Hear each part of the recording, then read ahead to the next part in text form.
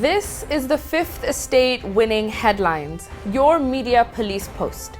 Brought to you by the Fort Hall School of Government, coming to you from Nairobi, Kenya.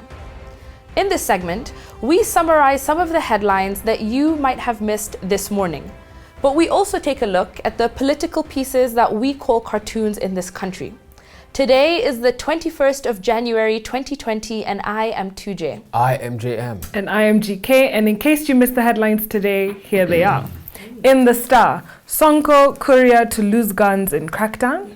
In the Daily Nation, inside RAILA plan for 2022 election.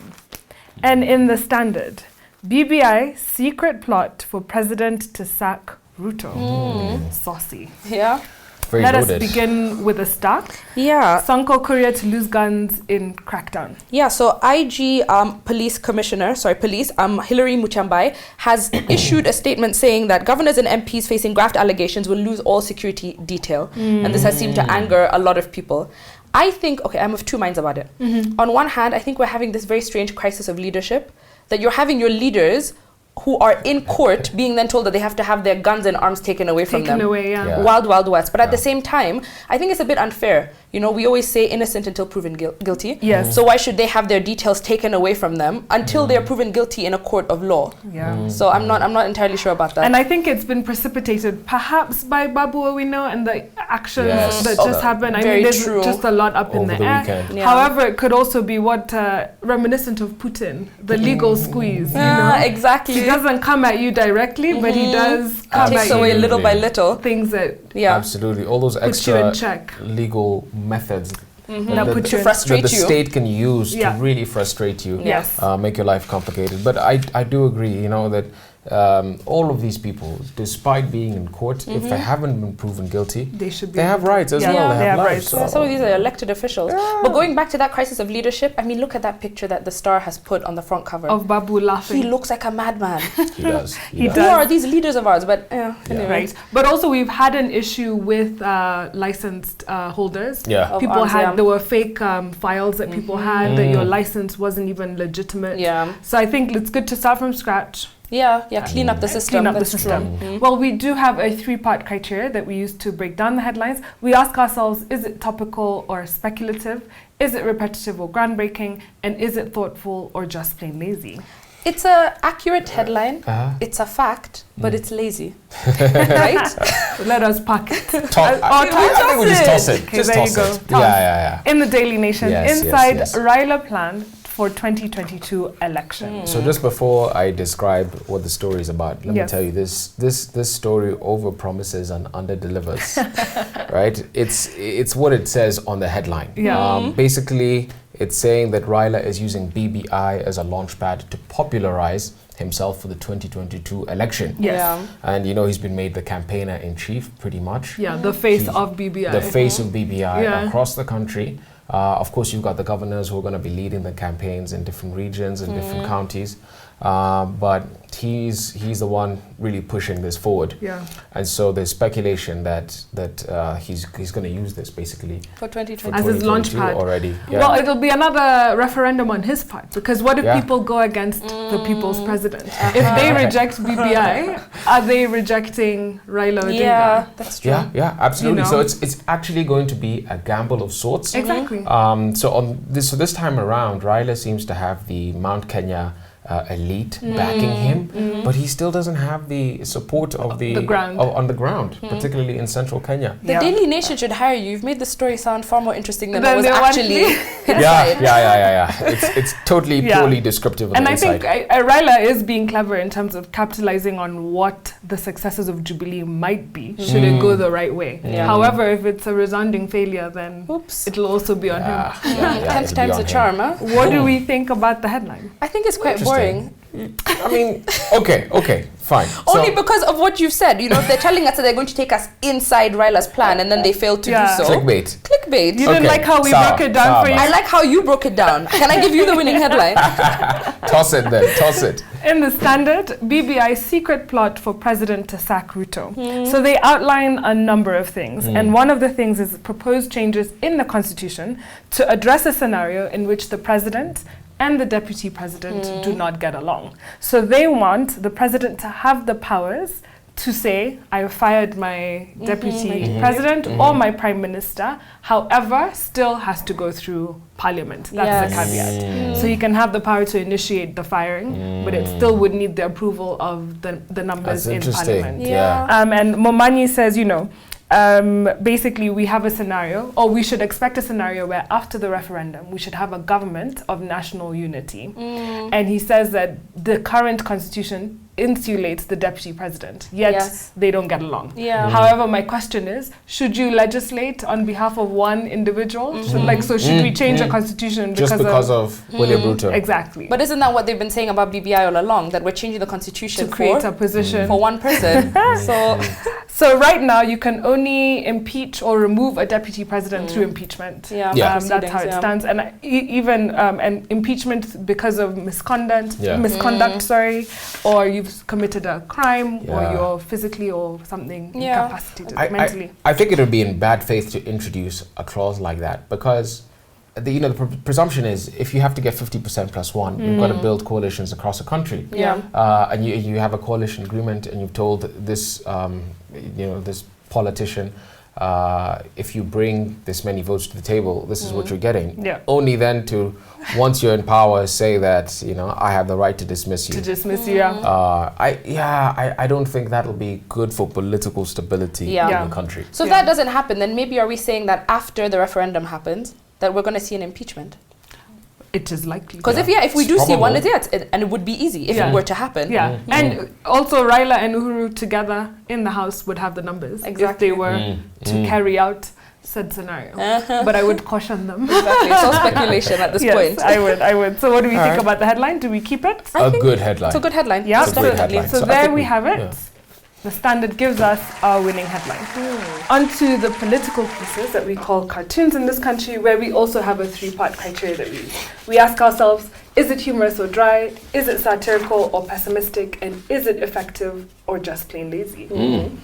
In the Star, we have Mutiambai, Inspector General of Police, and he is afloat this police hat, and then you've got some swimmers over there. So you've got Sonko, you've got Babu Owino, Aisha Jumwa, Ferdinand Waitito, and Moses Kuria, who have been afoul of the law. And they're now, basically swimming. They don't have floaters. They look like they might drown at any point. And they're saying it's the deep state. I laughed at this. And it's a play on the deep end and the deep state. Absolutely. Yeah, but also referring to the other headline, about them losing their protection, the detail and stuff. Wow. And I think again, it's when the system acts upon you, that's what you feel. Exactly. You're all when alone. you thought you were safe. What do we have in the Standard? The Standard, we have Gado. Gado has drawn, it looks like a nightclub. It looks like a caricature of Babu Owino holding his pistol. There's a lady there with her talons on him, massaging him. Oh my goodness, those talons. Exactly. Wow. And then there's someone, and he's saying, Tialala, I'll pay for his funeral costs. But before that, there's someone saying, Mheshimiwa, it looks like this guy is dead. And there's people drinking and having a great time around the dead person. I absolutely love this cartoon. Funny about it, it looks just like the CCTV camera footage. And how it played out. It's perfect. A rather bleak view of things in the country right now. This is where we've gotten to. This is what our leaders are doing to ordinary folks. I will ask, Gado, this happened over the weekend. It's a bit late on a Tuesday to be having this. I feel it would have been perfect either over the weekend or yesterday. So what are we doing with this one? I still think it's a great cartoon. It is. Okay, we park it. All right, and what do we have in the Nation? In the Nation, we have a train at high speed that is on the tracks. It's written BBI Kakamega, and you've got Musalia Mudavadi at the front, holding on to the train for dear life. And he's saying, I was finally consulted and involved. So he seems to be quite happy about that. And you got Boni Kalale standing a few meters away in yellow shoes, presumably representing the deputy president. Yeah. When I watched this, I was like, Kalwale needs to get out of the way. Get out of the way. Absolutely. Or he's gonna get steamrolled. What did you do like telling us? I really laughed at Mudavadi finally being consulted and involved. But is it real consultation? Because he's not in the train, he's on the train. It looks He's on the forced. train, I know. But remember, he goes to the meeting that he was supposed to attend the other meeting and Yes. ended up going to RAILA's meeting, despite. Was he not summoned? Well, What do we No, he showed up to the Kakamega meeting over the weekend. yes, And the government meeting. Yeah. I think upon Atuole's insistence. Yeah. And so he showed up and, he gave some pretty good remarks in support of BBI. Yeah. So he might just be on board. I think, a lot of good cartoons today. Who do we give it to? I would suggest we toss the Standard for being late. He missed the deadline. Missed the That's memo. I know okay. it's unfair. So it's between Mutyambai. Again, I'm surprised I'm saying this. Toss this one. I'm going for Ozone. Yeah, absolutely. That was a good Ozone one. has entered 2020 very strong. There you have it. The Star gives us our winning cartoon with the deep state. Yes. And what is our final thought? And now our final thought. This week we're looking into some of the books that have defined the world we live in today. And today we're going to be looking at the world map. The book is entitled Rumb, Lines and Map Wars, A Social History of the Mercator Project, written by Mark Momonier in 2004. So Mark is a celebrated professor of geography from the United States, and he's the author of more than 20 books, with his most well-known book being How to Lie with Maps, and also the book that we're looking at today. And so both books look at the societal impacts of mapping, which is quite strange, but very interesting. So the book details the map wars of the 1970s and 1980s, after the traditional Mercato map was accused of perpetuating an imbalanced culture of power and even racism, because it diminished the size of developing nations compared to the First World. So just a bit of history, the Mercato map is named after its inventor. His name was Gerard Mercato. He was born in 1512 and died in 1594. And he revealed this Mercato map in 1569. That is almost 451 years ago. And it has become the standard map for navigation. But what makes this map unique is how it represents course as being straight. So it's a preferred map for sailors and navigators because a ship can sail in a constant compass direction to reach its destination without having any errors. So the way the map is designed is that it shows you a straight way to follow from point A to point B. But it has this very strange side effect. The map causes land in the global north to look bigger than land in the global south. And also land closer to the equator looks a lot smaller. That's why when we look at the typical map, Antarctica looks huge, but Africa looks very small, when we actually know that's not the truth. Exactly. However, there's an alternative method that was developed, and it would take the round globe and turn it into a flat surface. And this was called the Peters map. And this was promoted by a man called Arno Peters, who was born in 1916 and died in 2002. So this map was debuted in 1973. This is 404 years after the debut of the Mercato map. So this map shows you land in relation to its area and proportion to other land masses.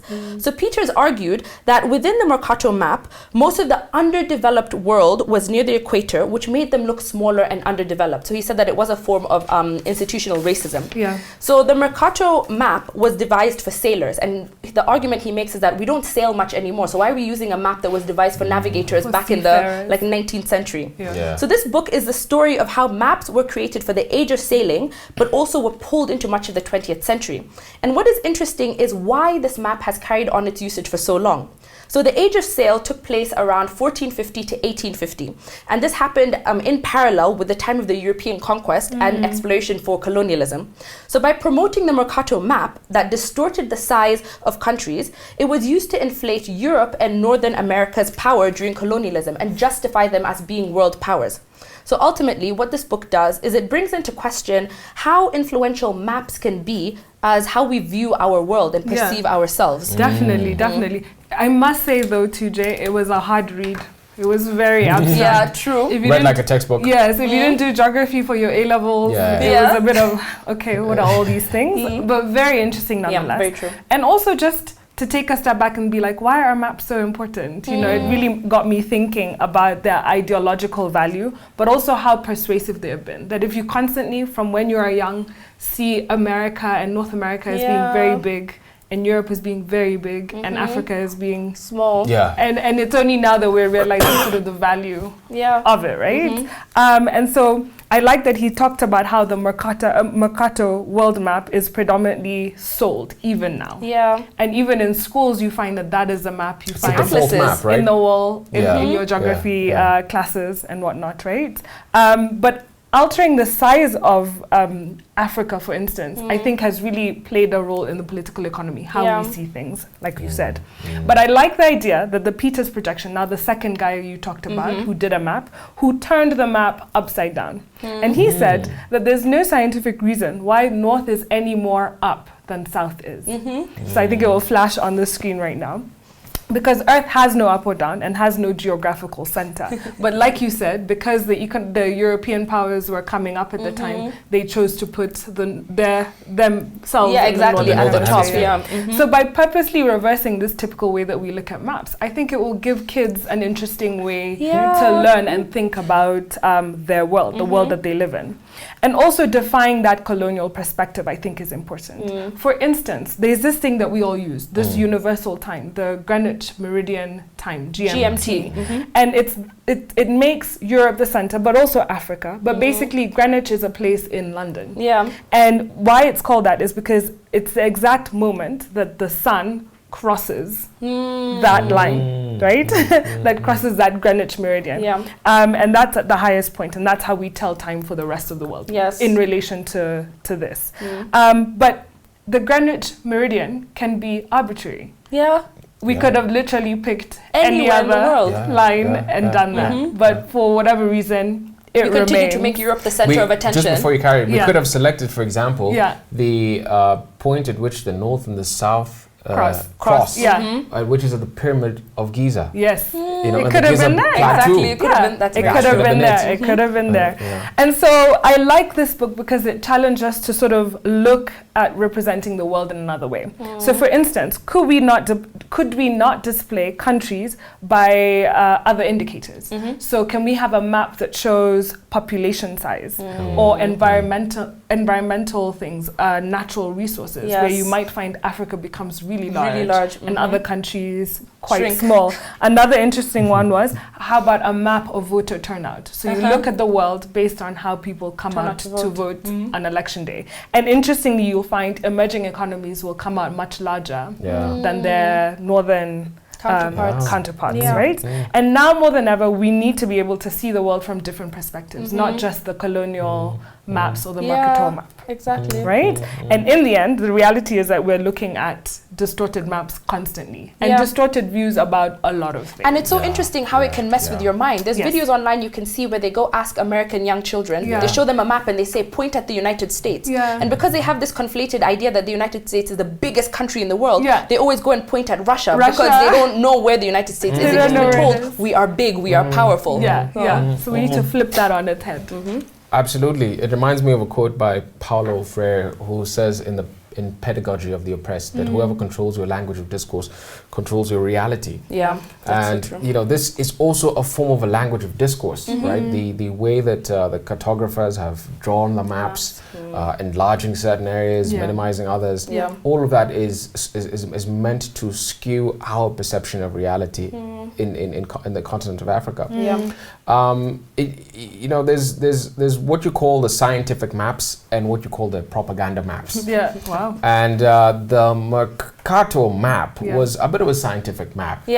Particularly used for the tool. It was a tool for navigation. But somehow it seeped into the propaganda sphere and took on a propaganda tone. And so now it shows us a completely distorted view of the world. And nation states have been known to be using these kinds of maps. A more granular view, you know, is given to us, for example, through what Germany did under Hitler. So the Nazis, after the first end of the First World War, were very bitter about the territory that they'd lost. This is Germany. And you know, even before the Nazis came to power, you had cohorts of people who were really displeased about that. Cartographers who were working with the government to sort of enlarge the German sphere. And so they did that quite successfully. And so they basically abandoned the scientific maps which showed what Germans' borders ought to be, but they took on a more propaganda nature, and they used those to kind of rewrite history, right? And so over the period of the 20s and the 30s, these are the maps that they distributed to schools. These were the atlases that kids grew up knowing. That Germany is not just Germany as we know it today, but it's Germany including Czechoslovakia, Germany including Poland, Germany including all of Eastern Europe. And so this is something that is known to happen. And geopolitical maps, they're actually also called geopolitical maps. And they typically attempt to do two things. First of all, they will be selective with the truth. So any information or nuances which are important to us, for example, will be omitted. And secondly, is that the spatial information will be presented in a binary sort of way to evoke a sense of us versus them, to evoke a sense of differentness in identity, in terms of power relations. And so these kinds of maps are used to justify occupation of other countries, justify war, justify increase of territory, that kind of thing. So we haven't seen so much of that in Africa yet, but across Europe, manipulation of maps has happened a lot over the It's no wonder why maps are important. That's why I'm telling people this. If you do not understand why the Somalia-Kenya maritime border dispute is important, I think this kind of like clarifies and opens something to explain why it is very critical to this country. And do you remember recently Ethiopia put out a map that had erased a certain country? And what does that do? Absolutely. It evokes a lot of emotions. But it sticks in your mind as well. That's what you call a geopolitical map. There you go. There you go. So on a day where we had a winning cartoon from the Star and a winning headline from the Standard, I want to wish you a good evening. Want to look at your maps. Exactly, and also challenge the ones that you're being given and see whether you can see them from a different intellectual perspective. Subscribe to our YouTube channel. Find us on Pang Free to Air, GoTV and Start.